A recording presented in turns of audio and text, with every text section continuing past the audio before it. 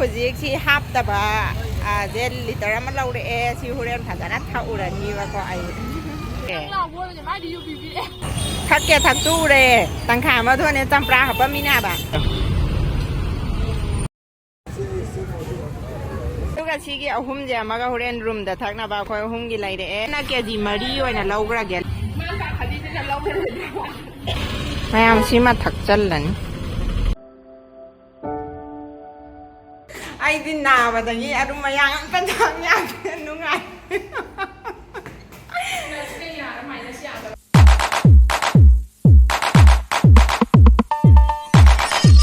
ꯍꯥꯏ ꯃꯌꯥꯝ ꯑꯩꯈꯣꯏꯗꯣ ꯉꯁꯤ ꯗꯣꯛꯇꯔꯒꯤ ꯆꯦꯛꯑꯞ ꯇꯥꯏꯌꯦꯕꯀꯣ ꯑꯗꯨ ꯍꯧꯖꯤꯛ ꯑꯩꯈꯣꯏ ꯆꯠꯄꯒꯤ ꯊꯣꯛꯂꯛꯑꯦ ꯑꯗꯨꯒ ꯍꯣꯔꯦꯟ ꯗꯣꯛꯇꯔꯗꯩ ꯍꯜꯂꯛꯄꯗꯁꯨ ꯑꯩꯈꯣꯏꯗꯣ ꯁꯣꯞꯄꯤꯡ ꯃꯇꯦꯛ ꯑꯃꯁꯨ ꯆꯪꯉꯛꯀꯦ ꯇꯧꯕꯅꯦꯕꯀꯣ ꯌꯨꯝꯒꯤ ꯀꯩꯀꯩ ꯄꯣꯠ ꯆꯩ ꯈꯔ ꯂꯩꯅꯕ ꯑꯗꯨ ꯃꯌꯥꯝ ꯁꯨꯝ ꯎꯠꯆꯔꯛꯀꯦ ꯃꯌꯥꯝ ꯁꯨꯝ ꯌꯦꯡꯃꯤꯟꯅꯔꯁꯦ ꯊꯣꯛꯂꯛꯑꯦ ꯑꯩꯈꯣꯏꯗꯣ ꯃꯌꯥꯝ ꯑꯩꯈꯣꯏꯗꯣ ꯎꯕꯔ ꯇꯣꯡꯉꯦꯕꯀꯣ ꯑꯗꯣ ꯁꯤꯗ ꯑꯗꯨꯝ ꯚꯣꯏꯁ ꯑꯣꯚꯔ ꯇꯧꯔꯦ ꯃꯥꯏ ꯀꯩꯅꯣ ꯏꯁꯩ ꯀꯟꯅ ꯊꯥꯏꯌꯦꯕꯀꯣ ꯃꯥꯁꯦ ꯈꯔ ꯏꯁꯩ ꯄꯥꯝꯖꯕ ꯃꯤ ꯊꯦꯡꯅꯔꯨꯔꯦ ꯑꯗꯨꯒꯤꯅꯦ ꯃꯌꯥꯝ ꯑꯗꯨꯒ ꯃꯌꯥꯝ ꯁꯤꯒꯤ ꯚ꯭ꯌꯨꯁꯦ ꯌꯥꯝ ꯐꯖꯗ꯭ꯔꯥ ꯑꯩꯈꯣꯏꯅ ꯑꯗꯨꯝ ꯍꯣꯁꯄꯤꯇꯥꯜ ꯆꯠꯄ ꯈꯨꯗꯤꯡꯒꯀꯣ ꯁꯤꯒꯤ ꯁꯥꯏ ꯃꯇꯥꯡꯁꯦ ꯖꯒꯥꯁꯦ ꯁꯤꯒꯤ ꯚ꯭ꯌꯨꯁꯦ ꯌꯥꯝ ꯐꯖꯩꯌꯦꯕ ꯈꯪꯕ꯭ꯔꯥ ꯑꯗ ꯑꯗꯨꯝ ꯅꯝꯅꯤꯡꯕ ꯁꯤꯒꯤ ꯃꯇꯥꯡ ꯁꯤꯒꯤ ꯖꯒꯥꯁꯦ ꯃꯌꯥꯝ ꯍꯣꯁꯄꯤꯇꯥꯜꯒꯤ ꯋꯥꯁꯔꯨꯝꯅꯤ ꯃꯣꯏ ꯋꯥꯁꯔꯨꯝꯁꯦ ꯑꯩꯈꯣꯏ ꯃꯅꯤꯄꯨꯔꯒꯤ ꯑꯦꯌꯥꯔꯄꯣꯔꯠꯇ ꯍꯦꯟꯅ ꯅꯥꯜꯂꯤꯀꯣ ꯑꯩꯁꯦ ꯌꯥꯡ ꯐꯖꯅ ꯀꯪꯈꯔꯦ ꯀꯔꯤꯝ ꯌꯥꯎꯗ꯭ꯔꯦ ꯍꯥꯟꯅꯗꯤ ꯑꯩꯁꯦ ꯌꯥꯝ ꯅꯣꯏꯖꯔꯝꯕꯅꯦ ꯑꯩꯈꯣꯏꯗꯣ ꯗꯣꯛꯇꯔ ꯎꯅꯕ ꯆꯪꯉꯨꯔꯅꯤ ꯍꯧꯖꯤꯛ ꯑꯗꯨꯒ ꯑꯃꯨꯛ ꯀꯩ ꯄꯣꯠ ꯆꯩ ꯂꯩꯕ ꯀꯩꯀꯥ ꯆꯠꯂꯅꯤ ꯎꯠꯂꯛꯀꯦ ꯃꯌꯥꯝ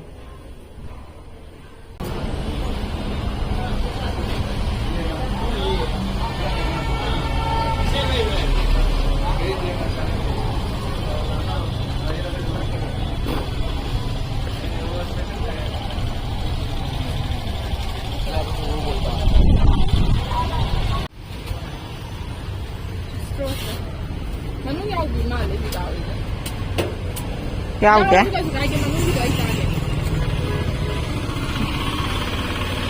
ꯃꯌꯥꯝ ꯁꯤꯃ ꯊꯛꯆꯜꯂꯅꯤ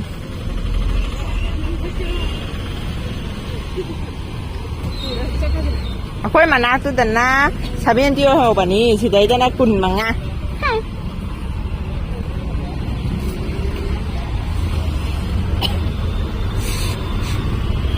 ꯌꯦꯡꯉꯣ ꯅꯥꯎꯁꯤꯗ ꯃꯪꯉ ꯂꯩꯗꯣ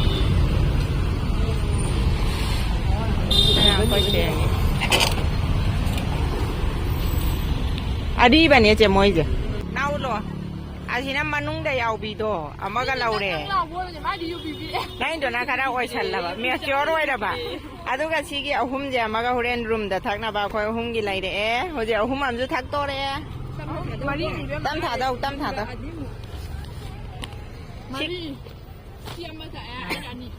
ꯍꯥꯎꯕ꯭ꯔꯥ ꯑꯗꯨꯗꯣ ꯍꯥꯎꯗꯤ ꯍꯥꯎꯔꯝꯅꯤ ꯌꯨꯕꯤꯒꯤ ꯇꯥꯏꯞ ꯇꯧꯕꯅꯤꯅ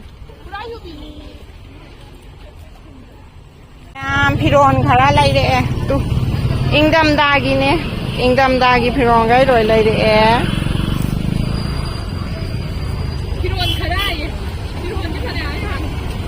खरा नते अखोई इमुंगी पुलाप लाइरे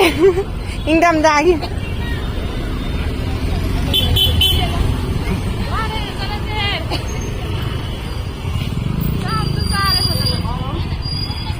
तब तक जा चला ना मी चिन्बा होरे मोई पूजागी हनुबी चे नंबर मालनी का थाउ देरा का थाउ करो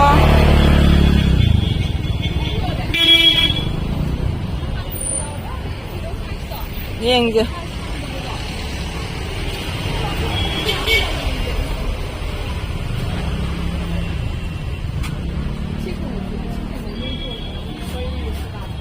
tồn đâu ê khoác chém nan lì chứ khoác chém nan rồi lấy cái gì đấy chứ lấy đâu lấy gì dùng gì à tôi nói thế 아도 과일 또 이런 게. 10분不然我已经到吧，工程的。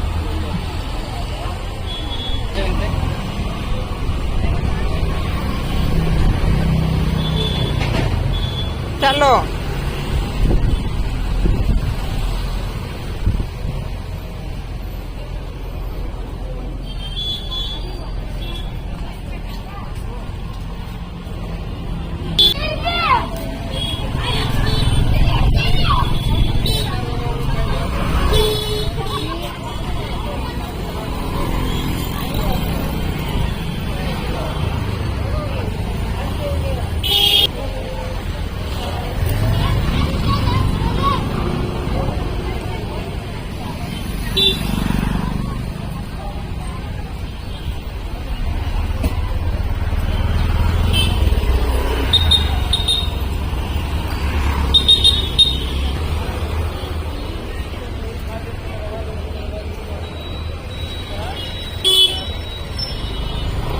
쟤, 쟤에게 막 빙장 파자라.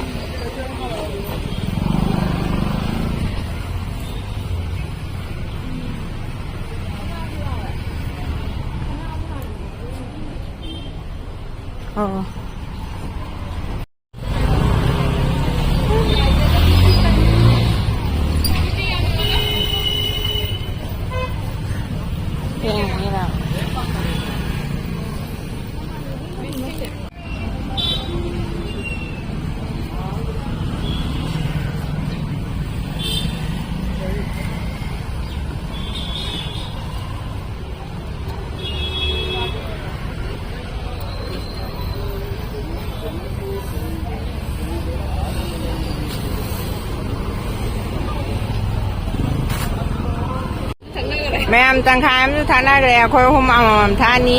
अदुगा litre अमना मो पार्सल पुरानी मोय याम फई सिगी बटल जे सि लिटर अमा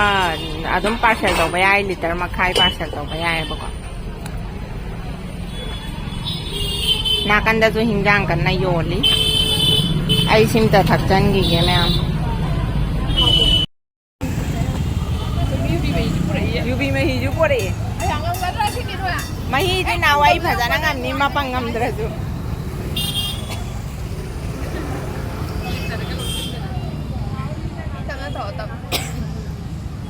phải thì cái ship đấy mới làm gì 유비 메이 cho anh đi như thằng này 마 삼프라 타에 한국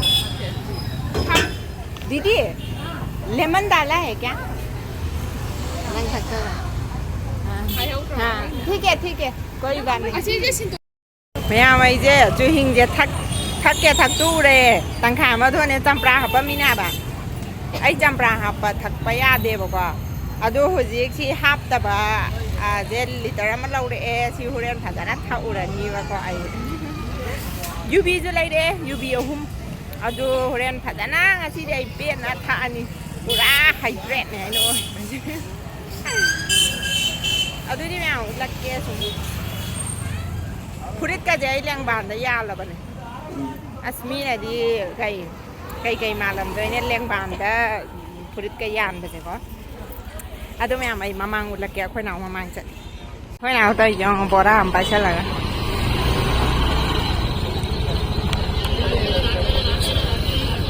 अखोय जे येन योन बम theory ने बको नानाव जे hostel चंग्रनी अदुदुकी मागी येन कैका तावरगा थंबिरमदोयनी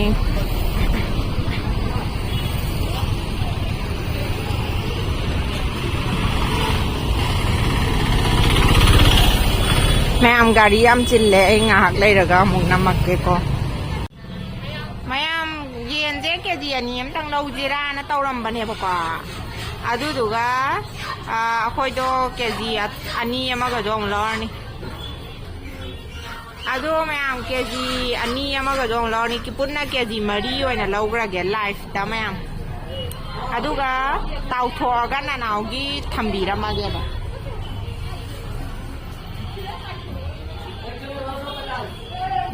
हाँ ठीक है जी अनीता दो ग्राम खरा दी वाट का यार इधर को तुम थोड़ा बड़ा है क्या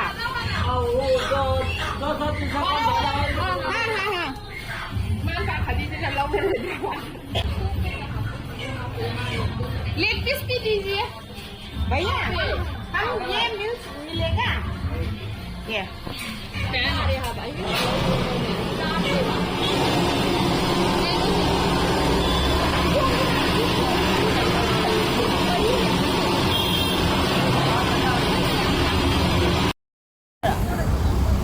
आधा का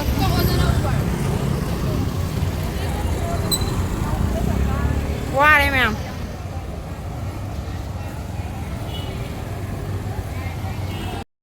मैम अखोइसे सिगी मार्चसिदा अमुक लाए अदो मैम पूजा मनुंग ओइबैरा कइनो खंगदे मोइगी हाइदि ड्रेस से कुर्तीगुम्बा उदै लेहेंगागुम्बा हाइदि मोइगी जिंग जिंग लाउबी सिगुम्बा ngata ओइना लोइ योलम्मेबको अयाम्बना मैम अतोप्पासु अदुम योलम्मे हाइदि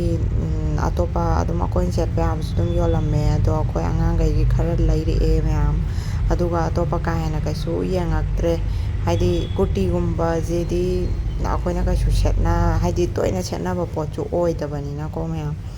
अदुमाइन तौवे मैम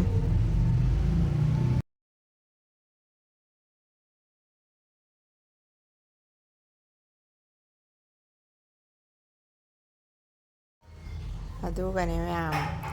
सिदैदा अइना खुट्टा पाइरिबा कुर्तीसे सिगिसे यामदि फजबा अदुदुगने हेक्ता सोरो सोरो चिंबदो अदुदो ओयेबको मैम अदुगा अइसे फनाम कुइनादि पाइरम्मे लौजिराना खल्लगा अदुदुगा अदुम थमम्मे हाइदि याम सांगेबा चन्नररोयबा खंबा सेट्पदा हाइदि अखोइनागा हेक्ता सोरो सोरो चिंगा सेट्पदुदि याम कइनो मालिदनाको मैम अखोइना हौजे ताइजो बेगसिगा सी फुरितसे फदि फजबा अदुबो अखोइना लिट्पा ngамमोइदबा फुरित ओय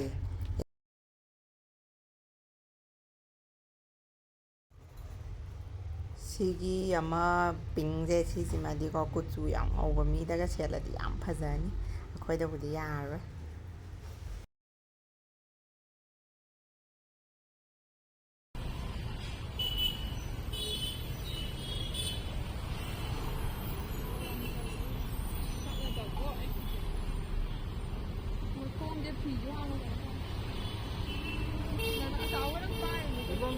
मैम पोतैसी लैरे तो अखोइ लैरि सि खावगजे पुरा चलिबनि हापक्नबाना अखोइ नाउनसु खरा पाइरे अदुगा मैम अखोइ हल्लेए वामन्ग्रे नुंसासु याम साबगि ननाउबुदि इंगदमजल्ली अदुनी मैम अखोइदो शॉपिंग लोइरे ngасꯤना लोइसल्लदौबा माले अदुम शॉपिंगजे हाइदि आइजु जर्नी चत्तौबनिना पोथानिङेमा पोथादोइनेबको सिदा येंग उदे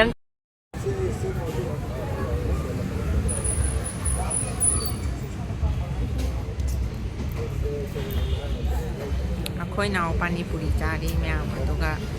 अइना ngai चिचेना मोमोगा बिरयानीगा लैबा चत्की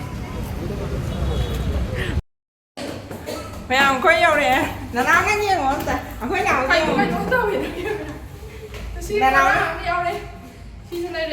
पोचैजिंजे मा लोइ पाइरिबा अइदि नाबदगी अदुम मयां कन्थां याके नुंगाइ मैम अखोइदो रूम यौरे अदो मैम अइजेको मीनाने अइ नाइ हाबसे होय अखोइनाजु हाना सुंगा हाइदेबको हाइदि नाबसे अदो मीना नाइ हाबसे सुंथा थाजदबनेबा अइजे कैगिनोदाने मैम अइजे खोन याम चाउबा मी ओइबा अइ खोनजे मैमनाजु दुम खंगमनिबको अइजे खोन याम थिन चाउई अदुदुगा अदुम हाइदि नोकल्लगा अदुम नोअगा लैयेबको अइजे अदुदुनाने मीनाने नायजे सुंथा थाजदबा हाइदि अइना इसा मनुंगदा नाबदुखि अमुमु वाजरगजुको अइ इतोमदा वाजरगजु मैमना खंगदबनेबा अदुइने मैम अदो नोकपजिबुदि अदुम नोखिनि मैम नोकपदा पैसा तिंगदे नत्रा अदु मैम ngasiगि ब्लॉग से साइसिदा लोइसल्लके मथंगदा नुंगाइबा ब्लॉग अममु पुरगा लाके मैम ngaibirammo ngasiगि मैम बाय